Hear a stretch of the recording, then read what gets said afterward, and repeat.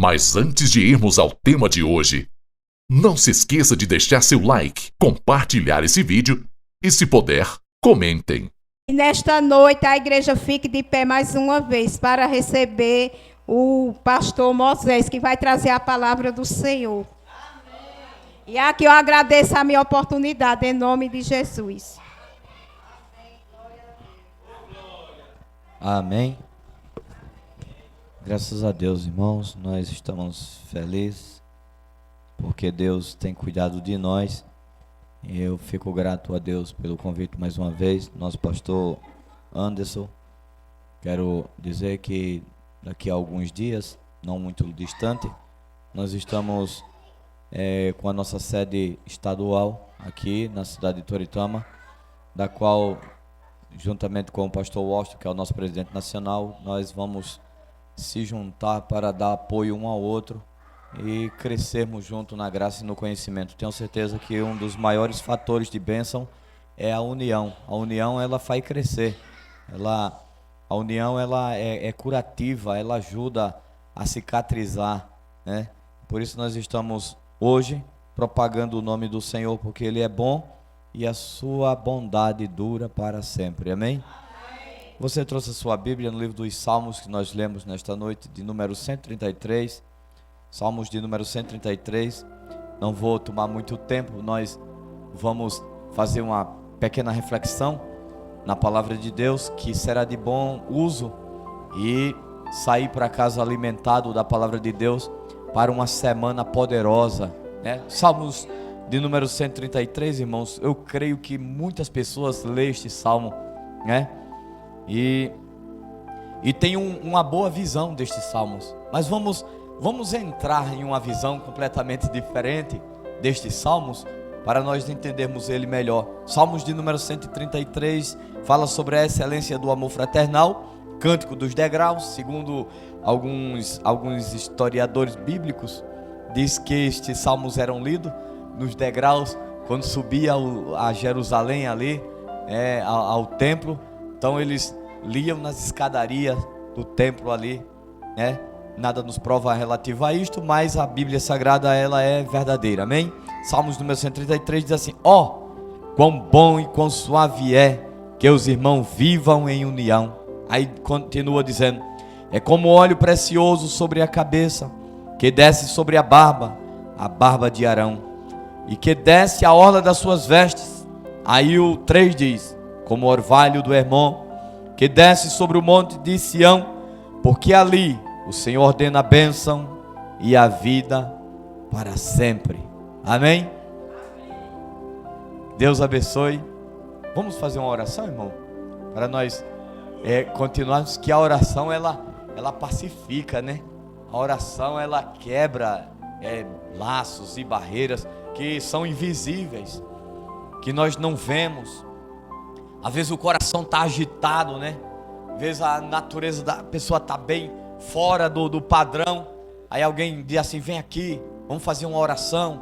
E a oração ela vai quebrando corrente que a gente não tem força, vai colocando no lugar aquilo que está fora, né? Vai pacificando aquilo que está agitado. A oração ela coloca tudo no seu devido lugar. Então vamos orar nesta noite mais uma vez em nome de Jesus. Sublime Deus e eterno Pai que está no céu, nós te louvamos, Senhor. Nós acreditamos na tua palavra. Ó Espírito Santo, precisamos da tua presença aqui neste lugar. A tua presença, Senhor, ela coloca as coisas nos seus devidos lugares, nos dá paz, nos faz, Senhor, ir em lugares que nós não temos a capacidade de ir com a nossa força física. Espírito Santo, vem aqui neste momento e nos alegra o nosso coração, Senhor. Nós pedimos desde já, Senhor, que quebra o arco, despedaça a lança, queima carro no fogo. Ó Deus, todos os projetos do adversário seja agora quebrado, destruído no nome de Jesus. Mas implanta os teus projetos em o nome do Senhor. É isto que nós pedimos, desde já agradecemos. E a igreja diz amém. Amém. Amém. Sente glorificando o nome do Senhor.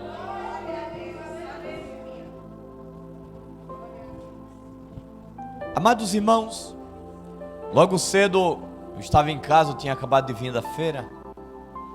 Chegou um grupo de pessoas evangelizando lá em casa, que eles têm um costume de, geralmente eles saem aos sábados, aos domingos e alguns dias da semana. Nós conhecemos este grupo como as Testemunhas de Jeová. Eles têm os seus costumes, a sua liturgia de culto. Alguns dias atrás, chegou uma garota lá em casa e ela pegou um folheto e entregou, que por gentileza deles, eles queriam falar alguma coisa relativa à natureza de Deus, que ele chama de Jeová. E aí eles começaram a falar, não tendo muitas experiências, mas por educação. Eu chamei aquela jovem, eu disse: senta aqui, jovem. Tava um casal de jovens. Aí eu disse: o que é que você entende de Deus, Jeová?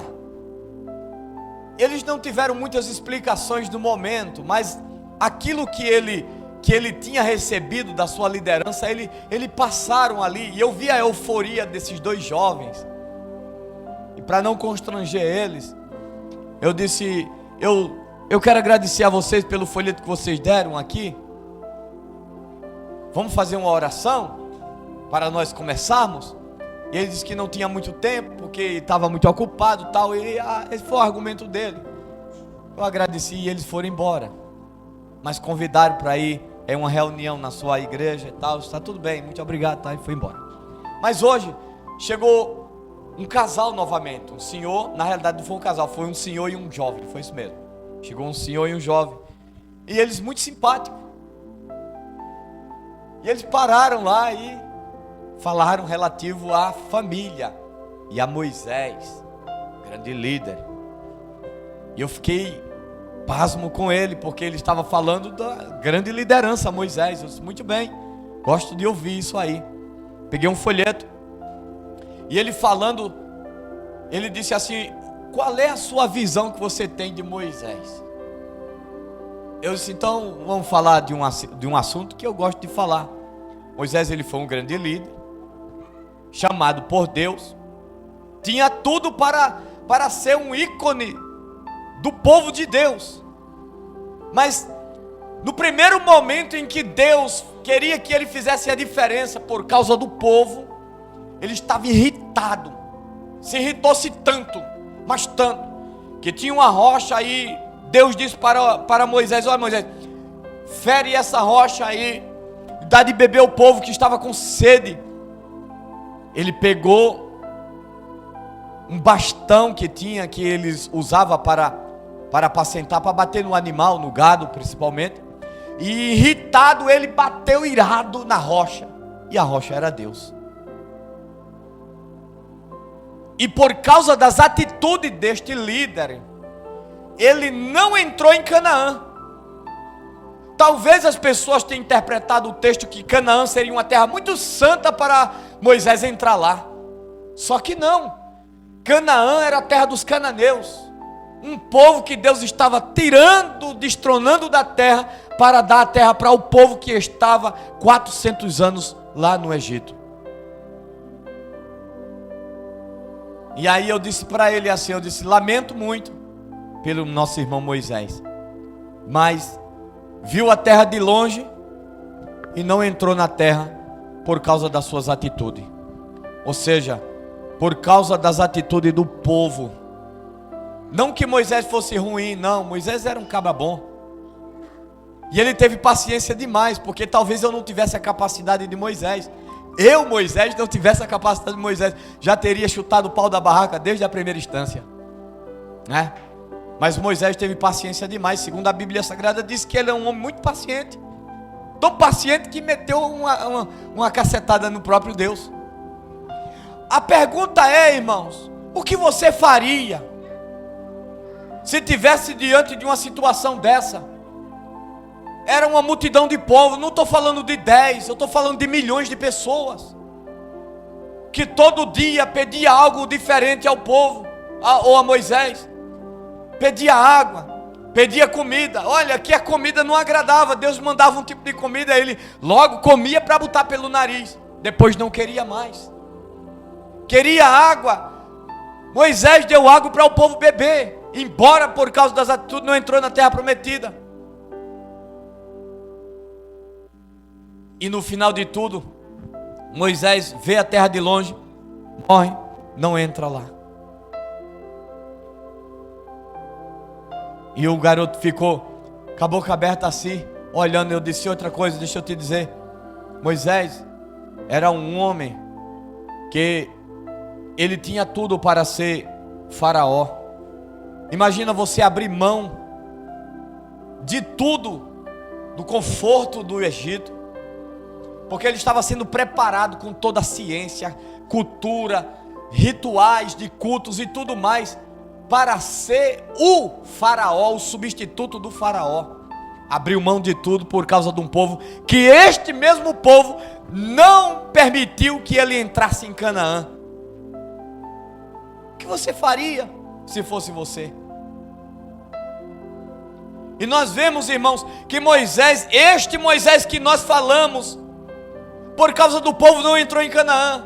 Agora veio o Filho de Deus, dotado de autoridade, poder, que a história bíblica diz que ele se despiu de toda a sua glória, tomando a forma de homem, mas a Bíblia diz que ele tinha autoridade, e ele diz assim: eu tenho autoridade, e poderia pedir ao Pai mais de 12 exércitos de anjos para que ele estivesse aqui. Quando Pedro cortou a orelha do soldado, do servo do soldado.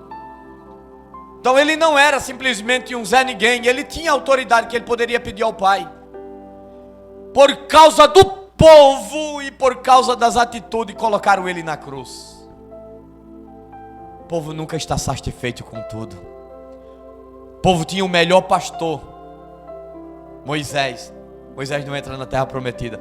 Depois veio o sumo pastor Jesus, e por causa das palavras de Jesus, o melhor pastor que eles tinham foi Judas Iscariotes, e vendeu seu melhor pastor por 30 moedas de prata. Então o problema não está em você. O problema está na falsa interpretação das pessoas, que não sabe honrar as pessoas. Mas deixa eu te dizer uma coisa: Deus acredita em você. Deus acredita no seu ministério. Por isso que Deus chamou você para estar neste culto da família nesta noite, porque Deus acredita em você e depositou crédito em você. Mas voltando para a Bíblia Sagrada aqui, nós lemos uma palavra bem boa sobre a excelência do amor fraternal. A história bíblica começa dizendo assim: ó, quão bom. Primeira exclamação é: ó, quão bom e quão suave é que os irmãos vivam em união. Aí ele continua dizendo: esta união, ele diz assim, é como óleo. Esta união é como óleo precioso que desce sobre a cabeça, e desce sobre a barba de Arão, e que desce até a orla da sua veste. Por incrível que pareça, quando Arão foi ungido, o óleo desceu na cabeça de Arão, e ele fala que a união está junto, está unido, está compartilhando de alegrias e tristeza muitas vezes. Está entendendo? Olha para mim. Esta unidade, ela é tão boa que é equivalente, segundo o Salmo aqui, com a unção que Arão recebeu. Porque a união, irmão, ela provoca uma certa forma de você compartilhar as dores e o sofrimento. Alguém está sofrendo, vem aqui, você abraça a pessoa e ora com ele na hora da dor, na hora do sofrimento. Quando a pessoa faz o culto de ação de graça, agradecendo a Deus pela prova que já passou, você é o primeiro convidado para estar comendo da alegria da pessoa que está gozando das bênçãos de Deus. Aí a expressão de como óleo precioso que desce sobre a cabeça, e que desce sobre a barba de Arão, e que vai até a orla da sua veste. A unção ela era tão tamanha que o óleo molhava a cabeça, descia sobre a barba, descia sobre as vestes e ia até a parte da barra da roupa de Arão. molhava, ficava tomado com a unção do óleo. Aquilo era símbolo do Espírito Santo.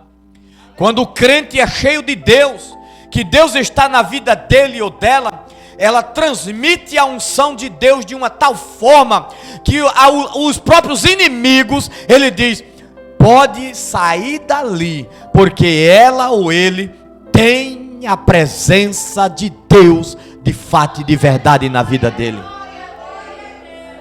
Até os inimigos, ele dá testemunho que de fato Deus está com você.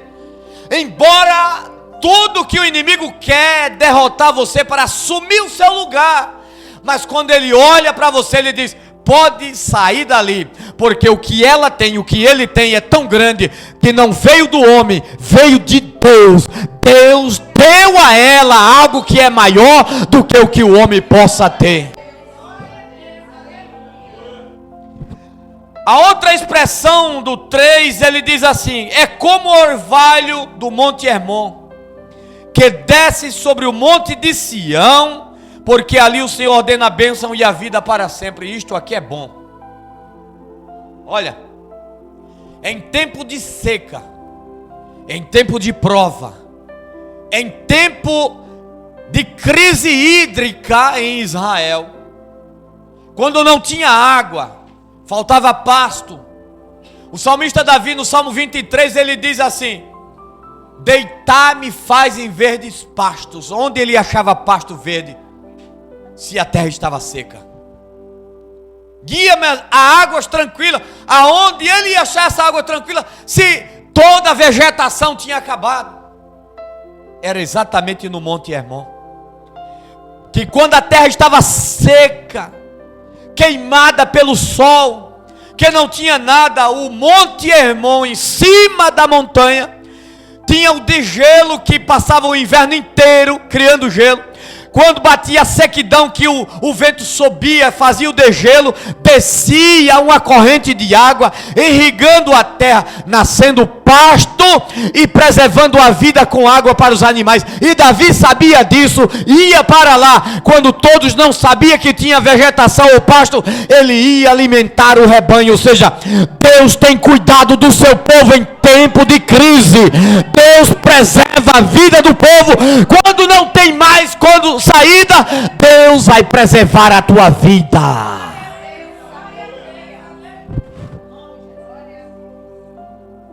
Quando você olhar para todo canto e dizer assim, agora acabou-se, ninguém me defende, ninguém vai falar por mim, Deus fala por você.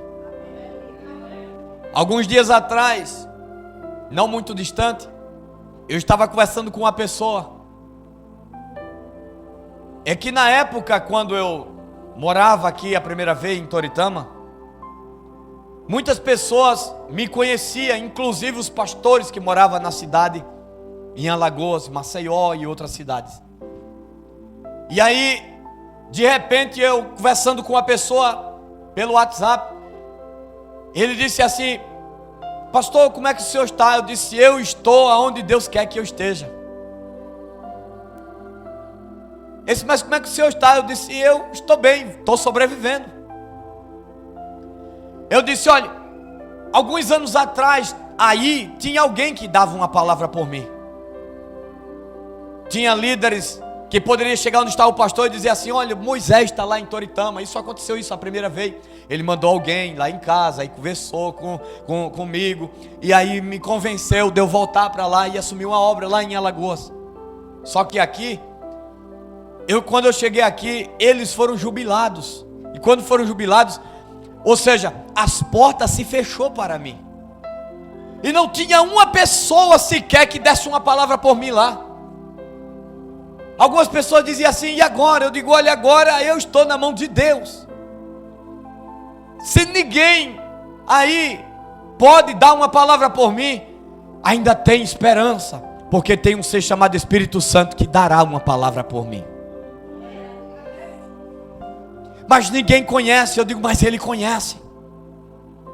E quando pensou que não, eu imaginava que o que poderia ser a minha destruição e a minha derrota. Eu conversando com Deus, Deus, e agora? Eu tive um sonho durante a madrugada, Deus dizendo assim: eu vou te dar mais uma chance. E eu dizia para Deus: eu não vou te decepcionar. Quando eu menos imaginava, da onde eu pensava que não ia vir, quando as portas estavam todas fechadas, Deus abriu um oásis debaixo do Monte Hermon, que foi exatamente aquilo que alimentou a minha vida. Aquilo que é instrumento de destruição para você, irmãos, não pense que vai destruir você, não. Prepare o tempo que vai acontecer, o tempo de vitória.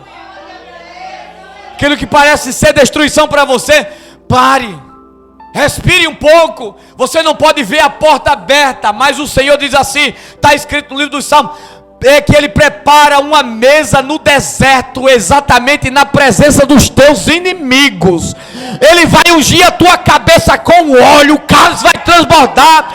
Aí você vai erguer a mão e vai dizer: certamente que a bondade e a misericórdia me seguirão todos os dias da minha vida, e habitarei na casa do Senhor por longos dias. Isto é prova de que o Senhor está cuidando de você.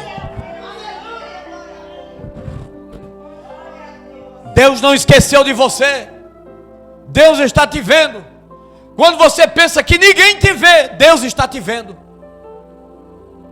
A pergunta é: você estaria preparado para uma bênção agora? Tem pessoas, irmãos, que não estão preparados para a bênção. Oh, pastor, mas eu estou preparado. Será que está? Eu conheço tantas pessoas, irmãos, que foram abençoados por Deus. Tinha tudo para ser bem, grande, poderoso, mas não foram muito longe. Quando ele sentiu o peso da bênção, ele simplesmente começou a chutar tudo e todos que estavam de perto. Começou a pisar pessoas, humilhar pessoas. Não respeitou mais ninguém, achava-se grande. E aí Deus vai e arranca, tira, porque Deus resiste ao soberbo, mas dá graça aos humildes. Estaria preparado? Talvez não. Na história da Bíblia Sagrada encontramos a história de dois homens. Um pobre, que morava à beira do caminho. Outro era sacerdote, que tinha tudo para ser abençoado. Passou a vida inteira com Deus dentro de casa, e as coisas não mudou nada para ele. Eu estou falando de Abinadab e de Obed-edom.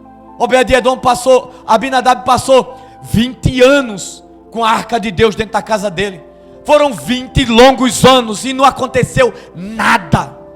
Depois, 3 meses apenas, Deus na casa de Obed-edom. 3 meses apenas e Deus o abençoou. Tem pessoas que sabem honrar a Deus quando Deus levanta de fato e de direito. Tem outros que viram as costas achando que é o bam, achando que é a última bolacha do pacote. Deus resiste ao soberbo, mas dá graça àqueles que são humildes. Deixa eu te dizer uma coisa. Se as coisas estão apertando hoje para você, agradeça a Deus. Você não está vendo a porta aberta. Parece que só tem mar, mas Deus tem levantado um homem chamado Moisés. Agora volta para Moisés novamente. E este Moisés tem sido sinal de bênção para o povo. Tem uma vara na mão, que aparentemente Moisés só tinha uma vara, mas quando o Senhor dá a ordem, diz assim: fere o mar e atravessa o meu povo. Deus está dizendo: eles têm o melhor argumento no tempo certo. Deus vai abençoar você.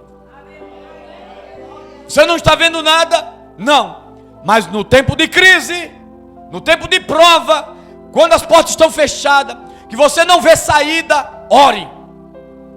Busque ao Senhor.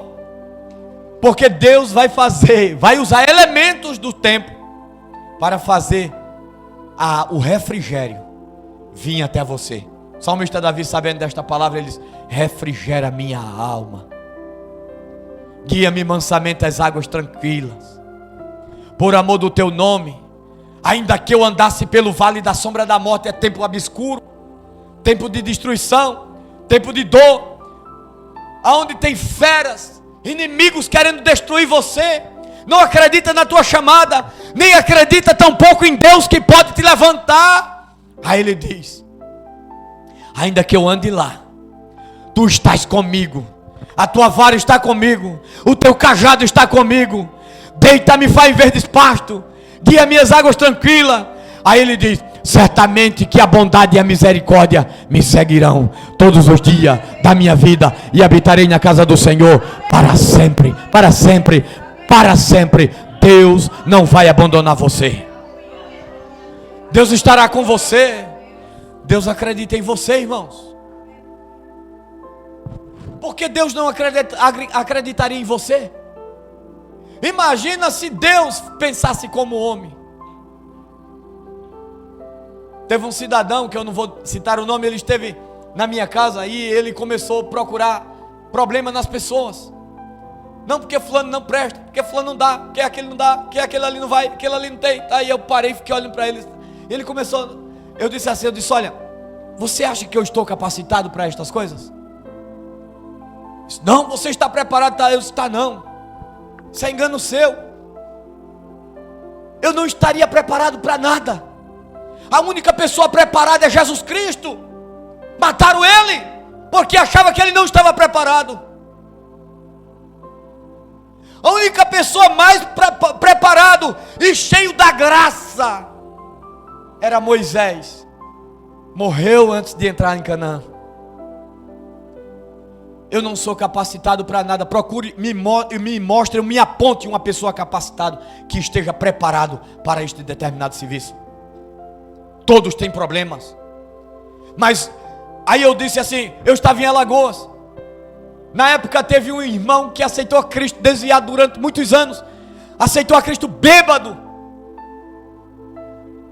Ele estava capacitado. Bêbado.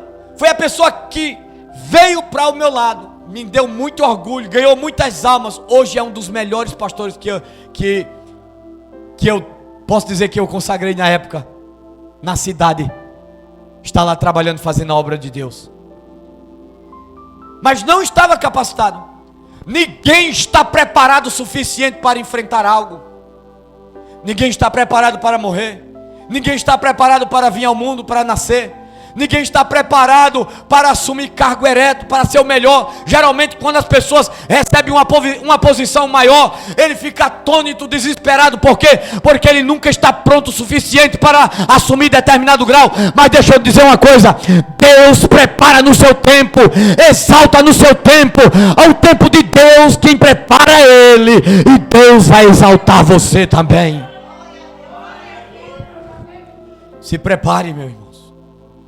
Fique na posição, acredite em Deus, que quando chegar o tempo, o óleo vai descer na sua cabeça, vai descer na sua roupa, vai inundar todo você. Você vai sentir a presença e vai dizer: obrigado, Senhor, porque Tu é quem capacita, Tu é quem prepara, Tu é quem exalta e quem leva para o céu. Agora imagina Jesus.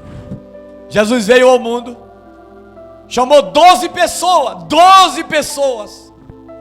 Das 12, nenhum estava preparado. Pedro andava com a espada, herança de família. Judas era obcecado por dinheiro, vendeu seu mestre por 30 moedas. E todos os outros fugiu quando Jesus foi preso. Não ficou uma pessoa do lado de Jesus. Sabe quem estava do lado de Cristo? Uma mulher prostituta, que ele tinha expulsado demônios, 7 demônios precisamente. Estava seguindo Jesus. Foi a primeira pessoa que chegou no sepulcro depois que Jesus ressuscitou, para levar óleos e outras coisas para Jesus. No caminho de Emaús estavam 2 discípulos tristes e angustiados, porque ia para a aldeia chamada Emaús, tinha saído de Jerusalém, acreditando que ele pudesse fazer alguma coisa por Jerusalém. E quando Jesus se aproxima da mulher, que diz que não impeça, porque eu ainda não fui ainda para o Pai, disse: vai anunciar para os teus irmãos judeus que eu já ressuscitei. Então ninguém está preparado o suficiente, irmão, para enfrentar uma prova ou até receber uma bênção. Quando uma pessoa recebe uma bênção que ele não sabe valorizar, perde tudo. Quando ele está sendo preparado para um determinado serviço, Deus vai dar a capacidade no seu tempo. Então exalte o nome do Senhor, porque o dia que o óleo descer na sua cabeça, você vai dizer: obrigado, Senhor, porque tu me preparou antes para este trabalho. Que Deus abençoe a você. E neste culto de família aqui, irmãos, eu quero fazer uma oração pelas suas famílias, porque o nosso maior inimigo é Satanás. E se tem uma coisa em ser atacado, ele não vai atacar diretamente as pessoas. Ele está atacando exatamente as famílias, as crianças, os adolescentes. Por que eles estão fazendo isso? Porque ele sabe que quando desestrutura a família, acaba com a casa de Deus dentro da sua família. Quantos pais e mães às vezes vêm para a igreja e os filhos foram para a balada, usar drogas, para as danças. Às vezes as casas estão de cabeça para baixo e os pais desesperados, mãe desesperada, que chora até o dia de hoje. Eu estava em um seminário ali em Santa Cruz, e uma mãe que estava no seminário lá disse: pastor, ore pelo meu filho. Eu tenho lutado a vida inteira por ele. E quando eu tenho lutado, pastor, eu estou hoje aqui na casa de Deus e o meu filho, eu não sei onde ele está. Desesperado. Ela estava desesperada, levou lá e mostrou: isso aqui está, tá. Daí a pouco ele chega, sobe com a moto, desce com o amiguinho e vai embora. Semana passada ela liga desesperada: pastor, ore por mim, ore pelo meu filho que está na penitenciária. Foi preso com drogas. Deixa eu te dizer uma coisa: ore pelo seu filho, continue orando, porque Deus vai quebrando laço, destruindo barreira, vai destruindo os projetos do adversário e vai implantando os projetos de Deus dentro da tua casa. Fica de pé que eu quero orar por você. Eu vou fazer uma oração rápida e vou entregar agora, mas eu quero que por gentileza você bote a mão no coração. E Deus, você vai orar por uma pessoa que você quer que seja aquela pessoa, no meio da sua família ou nos seus parentes. Você vai orar por ele ou por ela, e eu vou orar neste momento por você. A oração vai atingir o alvo, Deus vai atender a oração, e o nome do Senhor será glorificado nesta pessoa. Aonde ele estiver, Deus vai pegar e vai levar de volta para você. Espírito Santo de Deus, eu oro neste momento aqui por esta pessoa, Senhor. Cada um deles estão orando na direção que tu conhece agora. Pai, bloqueia todo projeto do adversário, do inimigo, de Satanás, dos demônios agora. Aonde quer que ele esteja, aonde quer que haja um projeto do adversário, agora seja frustrado em nome de Jesus, pelo poder que há no sangue de Jesus. Haja frustração agora, em nome de Jesus. Mas Espírito Santo, eu peço neste momento que implanta os teus planos, os teus projetos nesta vida, agora, Senhor, agora, por causa da tua palavra. A família é a tua igreja e a tua casa, Senhor. Eu determino agora a vitória da igreja e a destruição do inferno, em nome de Jesus. E só quem acredita grita amém, em nome de Jesus, em nome de Jesus. Você acabou de ouvir uma mensagem gravada em um dos nossos cultos Assembleia de Deus, Palavra Viva, Ministério Semear. Participe você também dos nossos cultos. Segunda-feira, culto de oração. Quinta-feira, campanha da vitória. Sábado, ensinamento da Palavra de Deus. Assembleia de Deus Palavra Viva, Ministério Semear. Endereço: Rua São Damião, número 10, no bairro do Independente, Toritama, Pernambuco.